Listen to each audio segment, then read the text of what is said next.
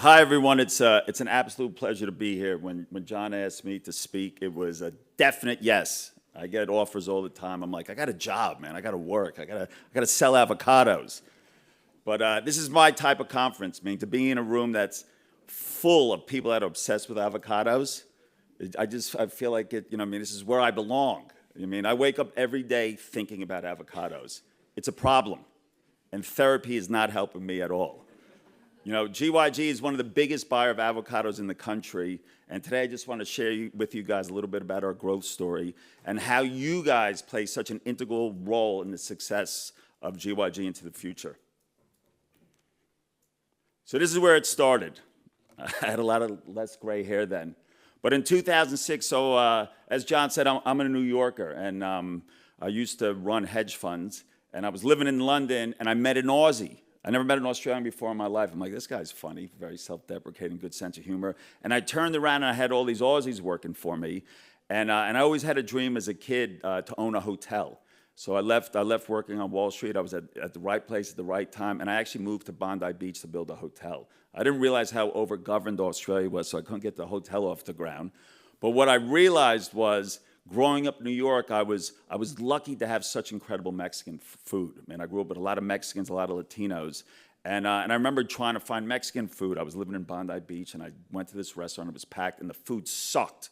It was horrible. And I was like, oh, this may be an idea. So I think, as founders, we're obsessed with detail. So, of course, I had to go to every single Mexican restaurant on the East Coast of Australia to make sure they all sucked. And I remember walking into my office with Robert, who was my business partner at the time. I said, I got the next big idea.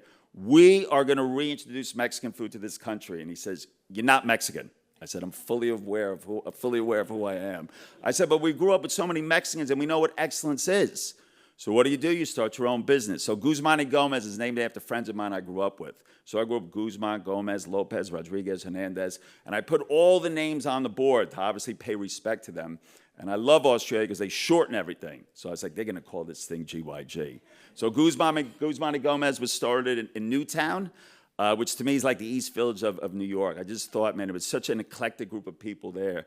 And we opened in 2006, and nobody had a clue what I was doing. It was a disaster. We were doing about $11,000 a week. This week we'll do about over $22 million. And I think when you start, you build something with purpose. And for me you can never compromise on what you do. People had no idea what the tortillas we were using. They didn't know what a pork shoulder was. They thought black beans were olives. They hadn't really tasted real guacamole. And I think, as the businesses started to grow, it laid the foundation for who we are. And GYG is a very value-based organization. And we always say with our partnerships, and I like to give a big shout out to the Moretus and Morco family, who have had my back for at least 10 years and done a fantastic job brokering all these relationships. So I just want to thank you guys for that. And we always believe in, and I could sense in this room, like, unless you share values, you can't create value together.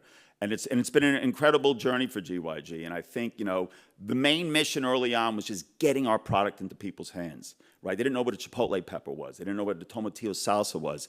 But I was so convinced because the people that understood Mexican food loved it. So I would give away about 200 free burritos a day. And I've never, ever stopped since for the past 20 years. And what the beautiful thing is, when you educate people about what quality is and what taste should be, they sort of come along. So it's been an amazing journey so far. And as John said, we have close to 250 restaurants. Obviously, Australia is our home base. We have restaurants now in Chicago, Singapore, and Tokyo.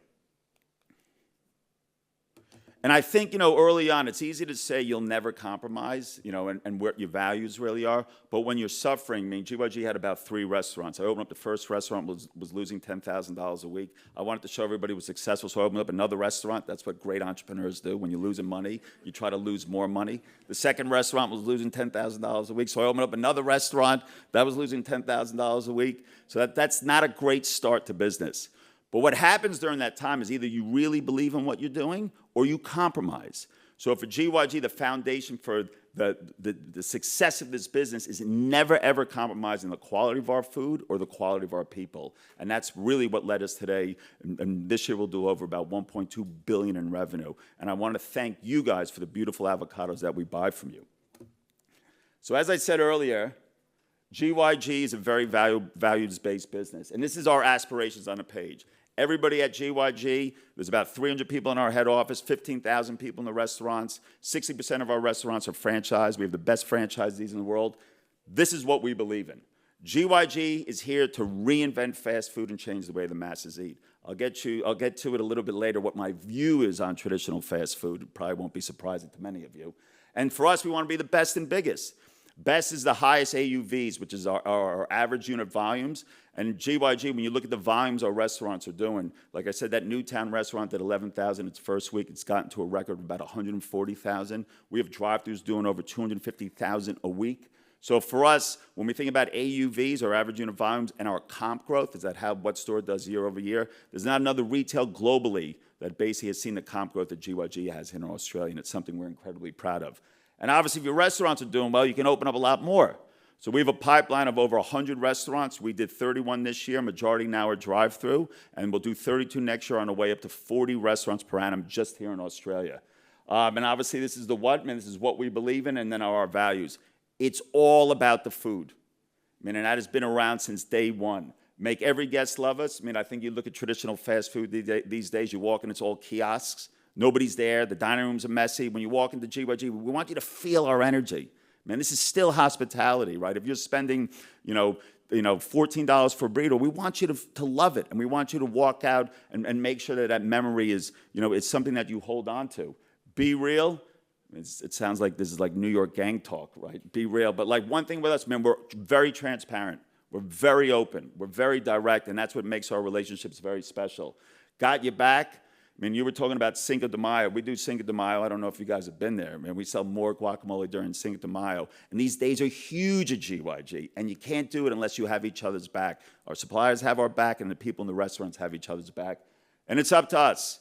Man, GYG is here to be the biggest restaurant company in the world one day, and it's up to us to make it happen.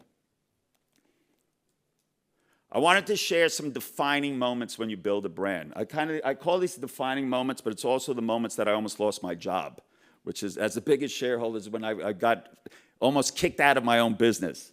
The first is a bespoke stickering system. So what GYG's been able to create over the years is the fastest fresh food operating platform anywhere in the world.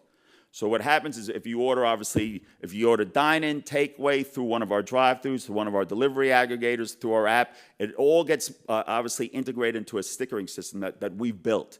And that goes down a double linear line into our kitchen delivery system. So we have no capacity constraints. When you look at a Chipotle in the US or a Subway, they have a linear setup that there's only a certain number of products that can be made at a certain time, which is important, and why I developed it here in Australia is, compared to the US, there's not a lot of people live in Australia. You got 25 million people, and everybody eats between 12 and 2 and 6 to 8. So we want to make sure we get through as many orders as possible, and it's been a game changer for GYG. We're the biggest buyer of free-range chicken in the country, and this is a great little story. So we used to use barn-raised chicken because I didn't know anything about free-range chicken. And this is a beautiful thing about food and visiting people's farms, right? You gain so much knowledge. And one thing about GYG, we always talk about hunger and humility and curiosity. I went to go see Baeta Farm, and I was appalled. I was like, this is where the chickens live? They're all on top of each other. They're sweating. And I was like, I don't know if I like this very much. And then I saw a free-range farm. The barn opened up. They were running around. They were happy. It looked like the sound of music. I'm like, I want those chickens. The problem was, and this is one thing that GYG's done well over the years, we've heavily invested in this business, way ahead of where we always had to be. So the restaurants were becoming more and more profitable, but the business was still making a loss. And I think at that year, we were starting to make some money. I think we were making a $3 million profit on top of everything. And I remember having a board meeting. The board's looking at me. Oh, we're so happy. Finally, we're making some money. I said, I think everybody's got to calm down a little bit. We're going free range. We're going what? We're going to go free range. How much is it going to cost us? $3-4 million. And they had a secret meeting. That's when they tried to oust me. And I remember them asking me, does it taste better? I said, of course it tastes better. The chickens are happier, right? It's got less cortisol. But part of that move is making something that is the defining moment is something you believe in. And I knew the guests coming to GYG in this generation would believe in it because we took a stance on what we believed in, obviously, in animal welfare. And that kind of went down to the way we saw pork being, obviously, sow-salt free, and obviously how we look at our beef. Another one was drive-through. So building these amazing systems, right? We're obsessed with food quality. We're obsessed with our people, and we're obsessed with speed. And I remember we had an opportunity to open up a drive-through, and this is in 2016. And at that point, McDonald's is a phenomenon in this country. And the guys that built McDonald's came on board the GYG journey when I had about 6 restaurants. A guy named Pete Ritchie, who was the founder of McDonald's, Steve German and Guy Russell, who was the CEO of McDonald's and the CEO of Kmart here. And I remember saying to them, I'm going to open up a drive-through. And they said, you're going to open up a drive-through? Everybody's going to think you're fast food. I said, I am fast food. They said, no, McDonald's is fast food. I said, McDonald's isn't food. I mean, that's the problem. So we opened up a drive-through. It was a huge success, and we obviously ditched our whole real estate strategy, and now 85% of the restaurants that we open up are drive-through. And then the next part was clean. And this is something that's not a marketing campaign, but it's a food philosophy that we hold at GYG. And if I ever took you guys into a cool room at GYG, you'd see your beautiful avocados, Roma tomatoes, Spanish onion, mixed capsicum, fresh free-range chicken.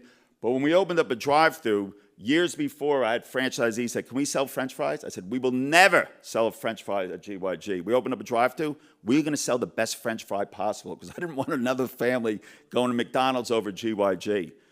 The problem with French fries is I have a good ability to get into people's cool rooms, and I'd pick up a bag of French fries, and it would say 70% potato. I'm like, what is in this thing? I mean, 70% potato in a French fry? And I realized there were so many additives, so many preservatives in food. I said, all right, I'm going to make a clean French fry.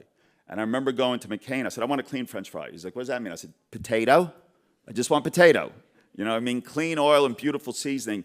And nobody would make it for GYG. I found this crazy family in Victoria who had this, obviously they were potato farmers, that would make me a clean French fry. So it was just potato, clean oil, and our beautiful Chipotle seasoning. And we sold so many of them that McCain came to me and said, all right, we'll make you your clean fry. And obviously that was the first clean fry globally. And where it came from, my CMO, my chief marketing officer, thinks I'm like a walking tagline. She's like, what do you mean by clean? I said, clean's the new healthy. That's how that became. And what we did was we hired nutritionists and dietitians to come in and go through everything on our menu. Because visually, when you see stuff, I'm like, well, all the fruit and veg is clean. Obviously, all of our proteins are clean and fresh. For instance, I had a preservative called 282 in my tortilla that gives it shelf life. I said, I don't need it. I don't need shelf life. I go through so much volume. And I remember everybody's like, well, if you want to get clean, it's going to be more expensive. I said, why is it going to be more expensive? I'm taking things out, not putting things in. And it took us 3 years to clean the menu, to a crazy point. And we launched Clean's the New Healthy, and we saw double-digit comps right away. So it showed that it resonated with this generation, right? And my view is when you eat food, you should feel good after eating it. Very simple. And I think that's the power that sits behind GYG. So over the last 10 years, our revenue and our business, and a lot of you guys have been along the GYG journey, over the last 10 years, we've quadrupled. In the next 5 years, we're going to double again. So we have, as I said, we did 31 restaurants this year in Australia, 32 obviously next year, on our way up to 40. And the revenue of our restaurants are exploding. So we're going to double the staff in our restaurants from 15,000 obviously to 30,000. We'll do about 1.1 billion this year. We'll do about 2.2 billion in revenue. And everything we do, whenever we double down obviously with energy and with commitment, and we really need your help, guys. This is just an interesting chart to show what we're building in Australia. And sometimes, when I speak to people, they can't believe that this little burrito shop in Newtown has become the business that it is. This is a global scale of years to grow from 250 million in revenue to $1 billion. There's only 2 other companies globally in this industry that have gone faster, and it's Starbucks and Chipotle, and then GYG from Newtown, New South Wales. So I want to thank you guys because you play such a huge part in making sure that we have the best avocados in the country. When I hear about export, I don't think the international people will love your avocados as much as I do. So I want you to keep that in mind. All right, don't get too carried away with this export stuff. All right, here's the love affair. Avocados, Australian avocados, and GYG. Last year, or the last 12 months, we bought 12.3 million avocados. That's about 3,000 ton. So when I say double, that'll be 6,000 ton in the next 5 years. And obviously, we're growing about 20% increase in avocados a year. We buy, I mean, a lot of you guys pack for us. I mean, I spend a lot of time on avocado farms. I love it. I mean, I haven't been to your farm. I'd love an invite. I may not leave, but I promise we'll have a lot of fun. I mean, obviously, there's tiers to avocados. We buy seconds, 10-kilo boxes. I like a little kiss on them. I like a little branch mark. The fruit is beautiful. I mean, the Moratises know we like them well-conditioned. I spend a lot of time at restaurants. I walk around holding avocados all the time. The Moratises, every once in a while, I try to slip a box of premium when I have an investor. Then I ask them, how come I can't have those all the time? That's an ongoing thing with them. But for us we want them conditioned. We make fresh guacamole twice a day. I can't have them hard. I need them conditioned. And obviously you guys know what great is. I don't have to explain it to this room, you know what I mean? But we want them perfectly conditioned. Man, I love that beautiful meat of that avocado, and it tastes great. And even though you guys in this room, we have, stores in Chicago now that use avocados from Mexico. Our stores in Singapore use avocados from Australia. You truly make the best avocados in the world. I mean, there's nothing like an Australian Hass avocado. Now, every once in a while, from March to May, we got to deal with the shepherds. Not that I'm against the shepherds. I got to change my recipe for the shepherds. They're just a little watery. They don't have that beautiful sort of chunky feel of a good house. I love them. I love them. I love them. Don't cut them. I love them. And I'll tell you, the shepherds have been great lately. Please don't make me buy Chileans again. I'll get back to it. I'll take the shepherds. I love them. I love them. I love them. Love. We'll talk about it. We'll talk about it. You and I. So a challenging time I got to address with the room. Right? And this is the hard thing that, obviously with Marco and us is that, when you're building a business like GYG, man, we're fanatical about everything. I always say GYG is an intense place to work. It's not for everyone, but it's highly rewarding. There was obviously a supply issue this year. I mean, regardless of what price, this is the beautiful, crazy thing about fresh food, right? The worse quality, the higher price you got to pay. And we couldn't get supply. So we had to basically get Chilean avocados in. I didn't sleep for 2 months. I don't think Paul Moraitis or the Moraitis family, Marco, slept either. They looked all right? The minute you cut them open, they oxidized in 15 minutes. Dude, I never got more hate mail in my life. You know what I mean? Because people were just taking photos of his guacamole that was brown. Man, I had to change the recipes. I had a double lemon. You know what I mean? I had my culinary team working around the clock. But you can't fix something if it's broken. I mean, really broken, you know what I mean? And I've never taken for granted Australian avocados, but I can't go through that again. I already do a lot of therapy and a lot of coaching, you know what I mean? And I need your help. And one thing for me, the key takeaway that I hope all you get is that we'll never stop at GYG, but the dream, which I know could be a reality with the people in this room, is I'd love to figure out a 12-month program of how we can always have Hass avocados from Australia. I'll do anything for you guys. Anything you need, you know what I mean? Because it's so, when you're growing restaurants that have such high volume, the people in the restaurants, I work for these people, right? They're on my team. I need to, as revenue gets obviously bigger and bigger, I got to make their lives easier. And the one way to make their lives easier is having these beautiful avocados for them to obviously make guacamole in. Even them, like they, and the fear that I had to live with during that time is of like, maybe Steven's starting to compromise. I mean, that's like the worst thing you could possibly say to me. You know what I mean? And our guests are feeling that way, and it really affected our business. So please help me that we never go through that time again. Please. As I said earlier, man, we're opening up 30 to 40 restaurants a year, man. So obviously we're opening up more restaurants. They're opening up at bigger revenue. The restaurants we have opening are comping, and obviously as these restaurants comp, the more guacamole that we sell. And obviously, we're starting to change, our areas. Where obviously there's more regional restaurants. And Dave Hansen, who most of you guys know is our director of supply chain, who is excellent. We have a huge supply chain at GYG, and we have to constantly predict and forecast where we're going. And I know you guys play a huge part in that, so I thank you. And this is what we need. Some people say I'm very needy, which I am. I think, to build a business, man, I need a lot of attention sometimes, But I like to think it's beneficial for all of us, right? We grow volume together. A level of high accountability. I want you guys to know that when you're growing something, when it's delivered to GYG, we love it. Man, we love what you guys do, and we greatly, greatly appreciate it. And if there's any questions in what we do, lean into us. Ask us any question. We're a very, very open group. I want these relationships to be meaningful going into the future. And as always, I need better margins. You know what I mean? I can't charge $3 for a side of guacamole. You know, I mean, from day one, it was $2, now it's $2.20. Let's be smarter how we do it. It's a volume business. Man, I love to sort of lock in crops, you know, because the margins we play at GYG are very, very tight. Because part of reinventing fast food is making sure that we give exceptional quality and value to our guests. I guess better margin pricing coming our way is part of the volume game. We get volume, right? Economies of scale. It's the only country in the world that doesn't happen on fresh fruit and veg. But we would love your help. The better pricing for GYG, the more avocados I can sell. Reinvestment in supplier efficiencies, we're always investing at GYG, and that's something I'd love to always share with you guys, how we look at, obviously, fresh fruit and veg and how we can learn from one another. Shared values, I mean, I don't think, you know, I mean, one thing I love about the farming community, I mean, the values are the same. Man, you guys are an amazing group of people. And hunger and humility. Man, we always say at GYG, there's three things for, obviously, for rocket fuel growth is hunger, humility, and curiosity. And then just to wrap it up, I mean, if you guys have kids or you guys eat GYG, man, I'm always, you know, walking down the street. I proudly wear my GYG hoodie 24 hours a day, and I'm always stopped. My kids love GYG. My kids love GYG. And this GYG is fast food for this generation.